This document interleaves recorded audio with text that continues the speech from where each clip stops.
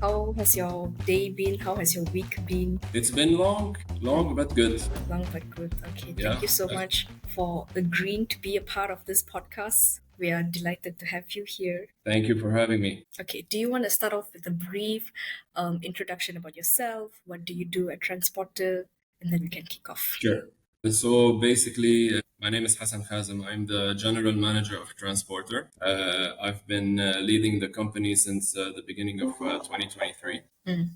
Give you a brief background on Transportr. Yes, please. It's a company that was founded in 2020. It is a company that is a corporate venture, so it's a corporate startup, founded and heavily backed and supported by Had International Investment, which is a major multi-industrial conglomerate based out of Abu Dhabi with international access to more than 40 countries in the world. So the initial idea, to give you a background about Transporter, was initially to create a consolidation of logistics services and to try to benefit out by the effect of aggregation in a way to provide value logistically to each companies by pulling out and centralizing the sourcing specifically of logistics, which is mainly on land freight and ocean freight. And that was happening in a time of volatility and disruption in supply chain, as you know, world stage, what was happening, a lot of volatility. And basically, the idea was to consolidate all these volumes in order to support the operation and to avoid disruptions and to keep basically the business going. So we are a logistics company and we are a technology company. We have a platform heavily revolving around a digital marketplace. So we do connect shippers to carriers. Basically, a shipper is any type of factory, distributor, wholesaler, retailer, basically any type of company that have goods to be moving by land, by sea, by air, even by rail, days with the new introduction of Etihad Rail. We connected to our large and expanding network of carriers, whether it's trucking companies, freight forwarders, shipping lines, airlines, 3PLs, what have you. So the idea is to pull in all these volumes and to connect them to that network I see. of carriers. Yeah. All right. So how is Transporter leveraging, because you mentioned technology, right, earlier. So how is Transporter leveraging technology to address the key pain points of shippers and couriers?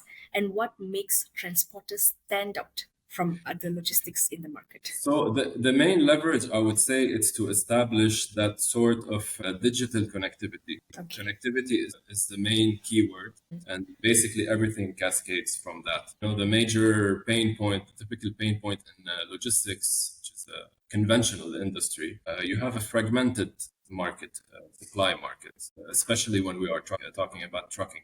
So you have a typical companies that, for example, is used to maybe using 3 or 4 or 5 different carriers, but they do not for over the years, but they do not really have access to an extended network and not able to really compare, really know what's in the market, really have that sort of protection to ensure they have the availability of resources that they need to satisfy their demand at the right price, of course.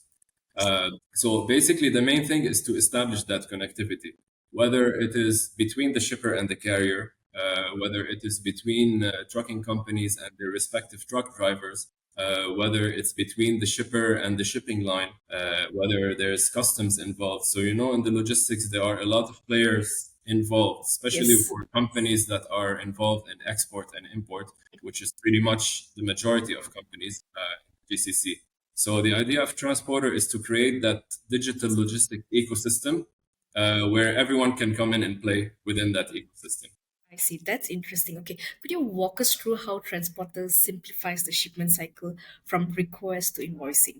Yeah. And if you could share like any interesting anecdotes from clients who have benefited from this process? Yeah. So quite simply, our solution is rather straightforward, and we meant to make it straightforward in order to streamline the process.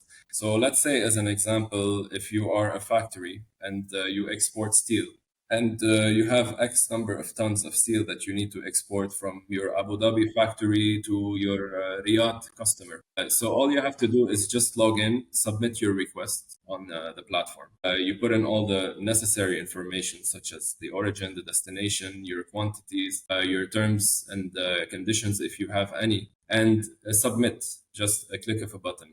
What will happen is that request will be matched with the network of vendors that we have. Each vendor or carrier has the option to submit prices to that, and this will automatically update the request. So now the shipper will get notified. They will be able to see, okay, I need 10 trucks, flatbeds, for example, and they will be able to see the different prices, the variance between prices, and make an informed decision instead of just relying on the existing network that they have. So another click of a button, they just select an offer, they confirm, and a job is created after that, and everything else is in execution.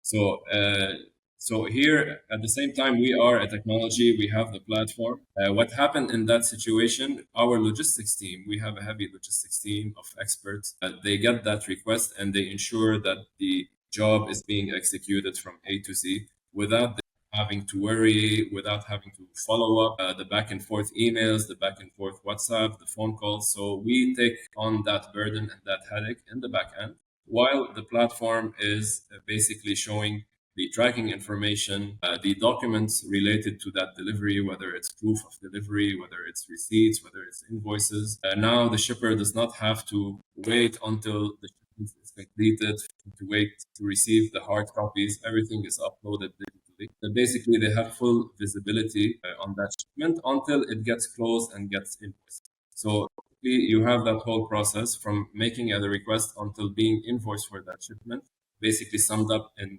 3 or 4 steps, and reducing the pains of communication, the pains of the headaches and the follow up, all that in the process. Interesting. Okay. So that's a simplified process I can hear myself. Yes. Yeah, all right. That's a simplified process of the shipment cycle, right? What about payment solutions? How do you guys address cash flow pains for logistic players? Yeah, one of the things that we are working at, so for Transporter to be an ecosystem, a logistics ecosystem, we provide that marketplace that allows shippers to procure logistics services and for carriers to sell that logistics services. Around that service, the idea for Transporter is to continuously build value-adding features and products that complement the marketplace and at the same time add value to the user. One major pain point in the market that we see is for example, trucking companies having cash flow constraints, basically not getting paid on time, delays in collecting payment from the customers that they actually deal with, right? So this is a big problem for them because it prevents them basically from taking on, for example, new jobs, taking new projects, or if they have like a planned maintenance that they have to do on the trucks, they have liquidity issues. So this could cause a strain on their operation and on their potential success as a business. So we come in the middle. So we provide that facility to basically pay the trucking companies at the speed and frequency that they need, while we take on the collection from the shipper. So in that sort, it's a kind of invoice factoring service that we offer for the carriers. So basically, we facilitate the cash flow. We keep the carriers liquid so that they can take on more and more business. Interesting. Hassan, you mentioned land and ocean earlier, right? So Yeah. land and ocean logistics, they're two very different. Yeah. How does Transporter cater to the unique needs of these logistic modes? And what strategies do you employ to ensure seamless integration across both? Yeah, again, our position in Transporter is that we are the integrator, the connector, or the common denominator between all the players, between the shippers, the shipping lines, the freight forwarders, the trucking companies, and customs. We are proud of our team of logistics experts. We have a wide variety of expertise because, as you have mentioned, trucking expertise is different than ocean freight. It's different than air freight. We do have all that expertise within our team. So we are able to present that consolidated expertise to the shipper And at the same time, we are able to consolidate on our platform all these services. And this is one of the main differentiating points that we have compared to other platforms, for example, in the market, is the fact that we are a multimodal logistics platform. So, for example, if you have a shipment, let's say again, 10 containers, you need to ship out from Dubai until Durban, South Africa, for example.